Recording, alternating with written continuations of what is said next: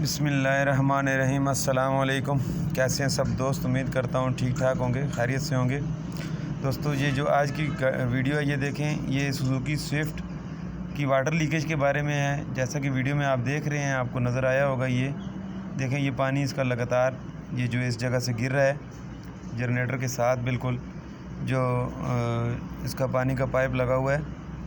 تو آج کی ویڈیو میں آپ کو بتاؤں گا کہ اگر ادھر سے لیکیج ہو تو آپ نے کیا کرنا ہے۔ تو یہ دیکھیں جی دوستو، یہ انلیٹ مینیفولڈ کے نیچے اس کا پانی کا پائپ لگا ہوا ہے سوزوکی سوئفٹ کا۔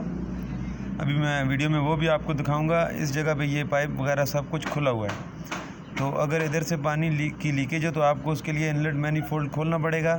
اس کے بعد اس کے نیچے جو ہے یہ پانی کا پائپ لگا ہوا ہے، لوہے کا اور ربر کا مکس ہے یہ، تو اس کو آپ نے چینج کرنا ہے۔ یہ دیکھیں یہ اس جگہ سے واٹر پمپ کی بیک سائڈ پہ لگا ہوگا اور دوسری طرف سے یہ آگے ریڈیٹر کے نیچے والے پائپ کے ساتھ لگا ہوگا۔ یہ پائپ کون سا ہے وہ بھی میں آپ کو دکھاؤں گا۔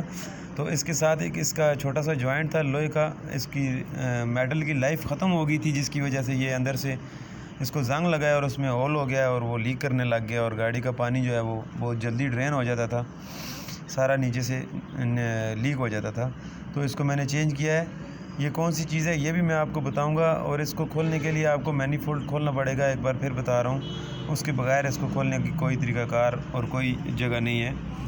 تو یہ دیکھیں یہ اس کا یہ پائپ ہے، ابھی نیا میں نے لا کے رکھا ہوا ہے، یہ نیا والا ہے، ٹھیک ہو گیا۔ یہ دیکھیں یہ ایک طرف سے اس طرح اس کی تھرموسٹیٹ ہوزیں گے فرنٹ سائڈ پہ، اور اس سے یہ پائپ نکل کے ریڈیٹر میں جا رہا ہے، اور اس کا جو کولر ہے یہ دیکھیں، یہ جدھر میں نے انگلی لگائی ہے اس جگہ سے بالکل یہ پرانا والا جو ہے وہ لیک تھا، یہ نیا والا ہے۔ یہ سیکنڈ ہینڈ کابلی میں لے کے آیا تھا انجن کے ساتھ سے کھلوا کے، اور بالکل صحیح ہے، اس میں فٹ آیا اور زبردست چیز تھی، یہ بالکل نیا تھا۔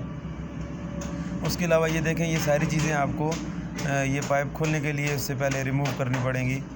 Fuel injector, air filter, year cleaner box, assembly, inlet manifold, یہ سارا سامان کھولنے کے بعد یہ سامنے آئے گا۔